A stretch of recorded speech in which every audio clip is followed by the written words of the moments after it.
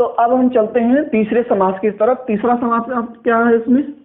तीसरा समास आपका है द्वंद्व समास। क्या है?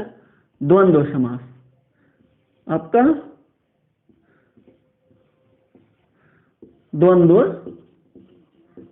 द्वंद्व समास। अब ध्यान देना है कि द्वंद्व समास कहते किसे हैं। तो द्वंद्व समास किसे कहते हैं? सबसे पहले तो ये जान लीजिए। देखिए, अव्ययीभाव में पहला पद प्रधान होता है, तत्पुरुष में दूसरा पद प्रधान होता है, लेकिन आपका द्वंद्व समास में दोनों पद प्रधान होते हैं। क्या होते हैं?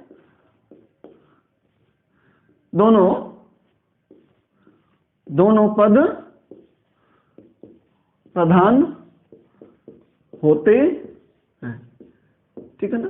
तो इसमें दोनों पद प्रधान होते हैं। समझ गए? इसमें क्या होते हैं? दोनों पद प्रधान होते हैं। दोनों पद प्रधान होते हैं। और क्या होता है? एक पद दूसरे का विलोम होता है। एक पद दूसरे का क्या होता है? विलोम होता है, मतलब विपरीत होता है, विलोम होता है। ठीक है ना? तो एक पद दूसरे का क्या होता है? विलोम होता है। एक पद दूसरे का विलोम होता है, उल्टा होता है। ठीक, जैसे एक चीज और इसमें जान लीजिए कि जब हम इनका विग्रह करते हैं, कि जब इनका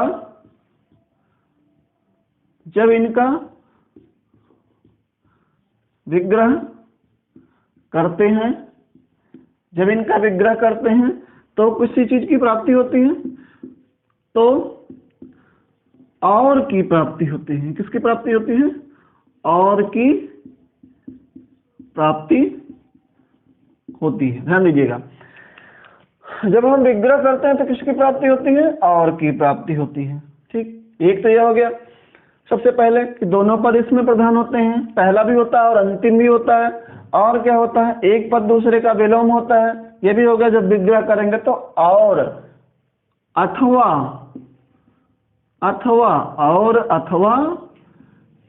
या, ठीक है ना? और अथवा या की प्राप्ति होती है। ठीक है ना? और अथवा या की प्राप्ति होती है। जैसे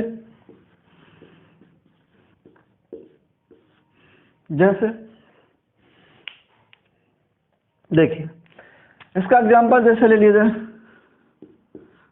माता पिता, भाई बहन,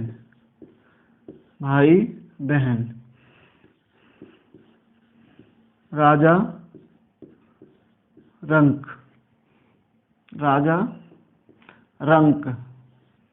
ठीक है? राजा रंक। और इसके बाद नर नारी। और क्या होगा? सुख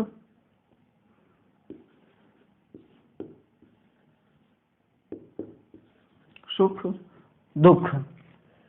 और क्या होगा? सुख दुख के अलावा भला बुरा, भला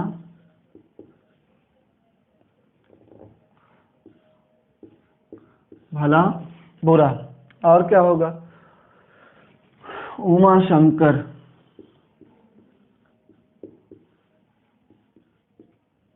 और क्या होगा? राधे श्याम। उमा शंकर। और क्या होगा? राधे श्याम, उमा शंकर, राधे श्याम। अब देखिए, इनका हम विग्रह कर लेते हैं। जब विग्रह करेंगे तो किसकी प्राप्ति होगी? और की प्राप्ति होगी। जैसे देखा जाए तो पहला पद इसमें आपका है क्या? माता और पिता। तो माता पिता का विग्रह जब हम करेंगे तो क्या होगा? माता और पिता, भाई और बहन, राजा और रंक। रंक मतलब होता है राजा और रंक। रंक का मतलब क्या होता है? गरीब। क्या होता है? गरीब। रंक का मतलब क्या होता है? गरीब। और नर और नारी। नर और नारी। और क्या होगा? देखिए, सुख या दुख। सुख, चाहे और दुख कहिए और चाहे या कहिए, सुख या दुख। ठीक।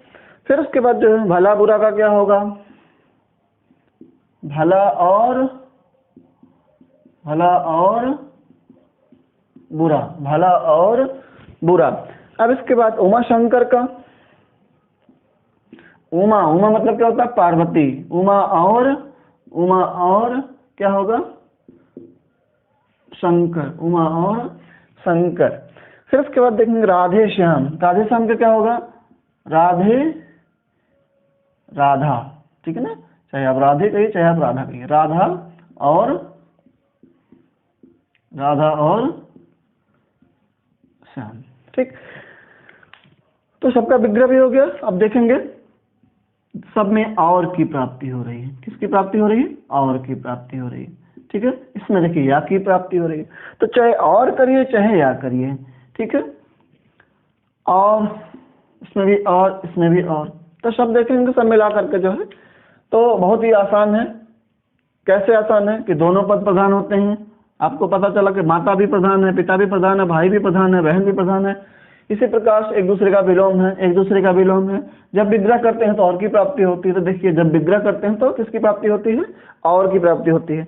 इसी प्रकार से हम कुछ और एग्जाम्पल को जैसे ले लेते हैं। देवासुर,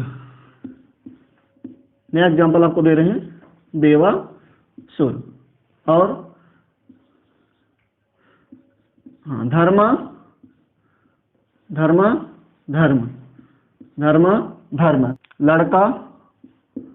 लड़का लड़की। ध्यान दीजिएगा, लड़का लड़की। ठीक।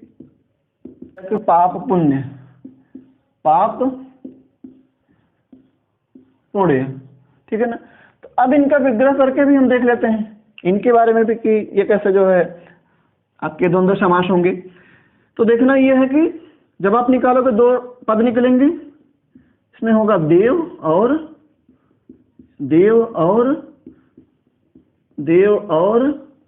असुर। देव और असुर। धर्माधर्म में धर्म और अधर्म। लड़का लड़की में क्या होगा? लड़का और लड़की हो गया। इसमें क्या होगा? पाप और पुण्य। तो सब मिला के देखेंगे इसमें और की प्राप्ति सब में हो रही है। और की प्राप्ति हो गई है, दोनों पद प्रधान है। तो ऐसे समय में क्या होंगे? सब ये सबके सब आपके क्या होंगे? द्वंद्व समास होंगे। ठीक। तो हम देखते हैं इस समास का दूसरा नियम क्या है। इस समास का जो दूसरा नियम है वो है कि एक ही अर्थ के एक ही अर्थ के मेल से बने पद भी क्या होते हैं? द्वंद्व समास होते हैं। क्या होते हैं? द्वंद्व समास होते हैं। ठीक है ना? तो जैसे एक ही अर्थ के पदों के मेल से बने हुए शब्द भी क्या होते हैं? वो आपके द्वंद्व समास होते हैं। जैसे पहला एग्जांपल हम आपका ले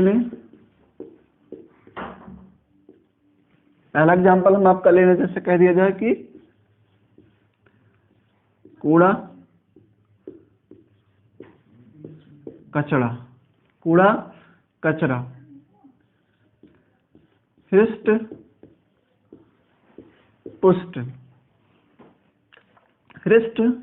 पुष्ट।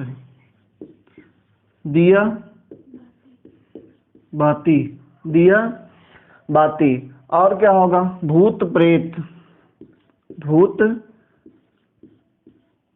प्रेत। और क्या होगा? बाल बच्चा, भूत प्रेत। इसमें कंकड़ पत्थर भी होगा, देखिए आप, कंकड़ पत्थर, कंकड़ पत्थर, कंकड़ पत्थर।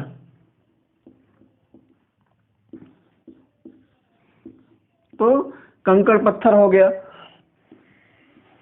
कपड़ा लत्ता, कपड़ा लत्ता। और क्या होगा? जीव जंतु भी हो गया है कि नहीं हुआ? जीव जंतु, जीव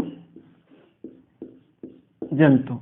अब देखेंगे जब हम इसका विग्रह करेंगे तो इसमें भी और अथवा या की प्राप्ति होगी, चाहे तो हम विग्रह करें या ना विग्रह करें। जैसे कूड़ा और कचरा में अंतर ये कि कूड़ा जब ज्यादा ही खराब हो जाता है तो उसे हम कचरा कहते हैं। हृष्ट पुष्ट, दिया बाती, भूत प्रेत, बाल बच्चा, कंकड़ पत्थर, कपड़ा लत्ता, जीव और जंतु।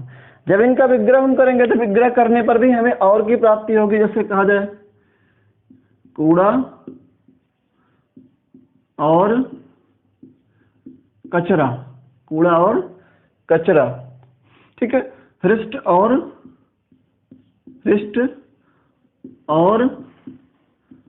पुष्ट, दिया और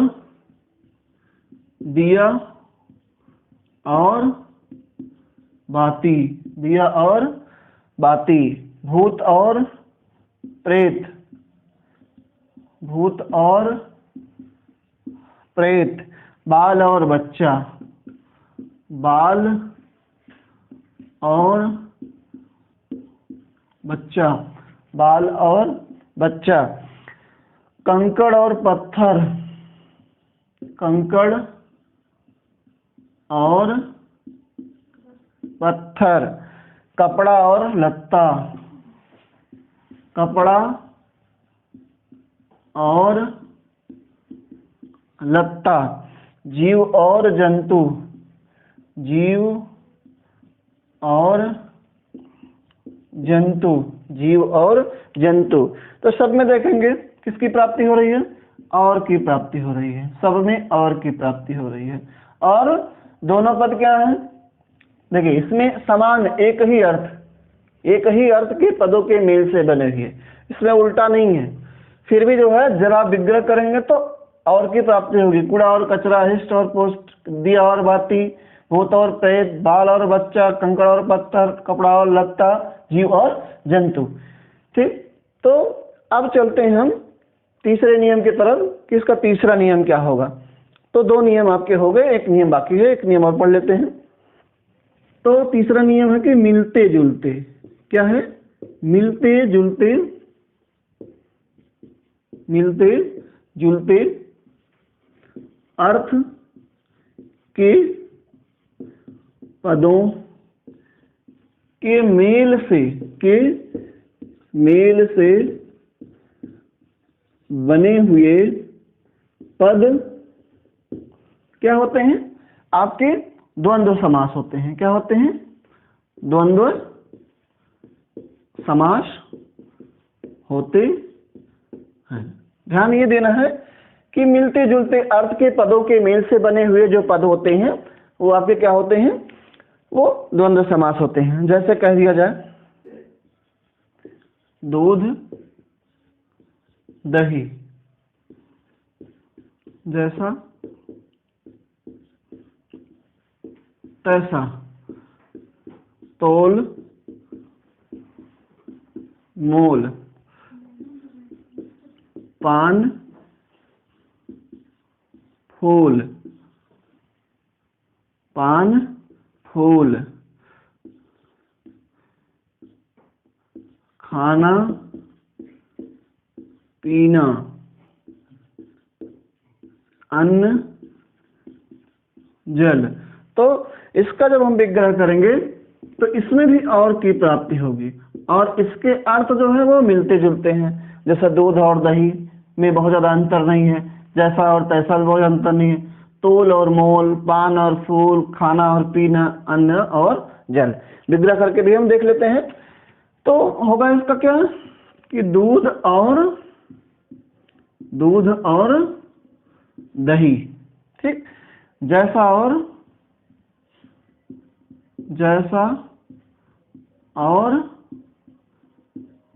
तैसा, तोल और मोल,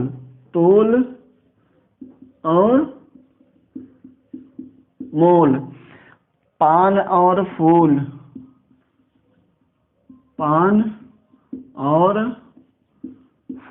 पान और फूल, खाना और पीना, खाना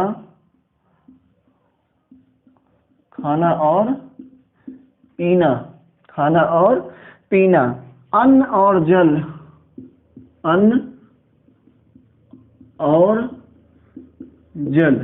ठीक है ना।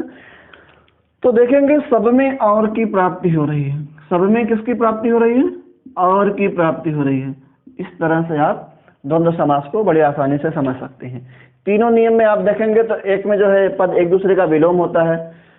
पहले वाले पद में क्या होगा कि एक दूसरे का विलोम होगा। दूसरे वाले नियम में होगा कि मिलते जुलते, ठीक है ना, एक ही अर्थ के पदों के मेल से बने हुए जो पद होते हैं वो क्या होते हैं? आपके द्वंद्व समास होते हैं। तीसरा नियम है कि मिलते जुलते अर्थ के पदों के मेल से बने हुए पद जो होते हैं वो क्या होते हैं? वो द्वंद्व समास होते हैं।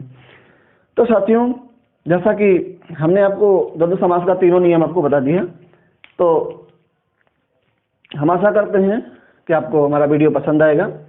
तो फिलहाल आज के लिए हम आपसे यहीं विदा चाहते हैं। नेक्स्ट डे फिर से नए टॉपिक के साथ जो है आपके सामने फिर से आएंगे। तब तक के लिए शुभ रात्रि, जय हिंद।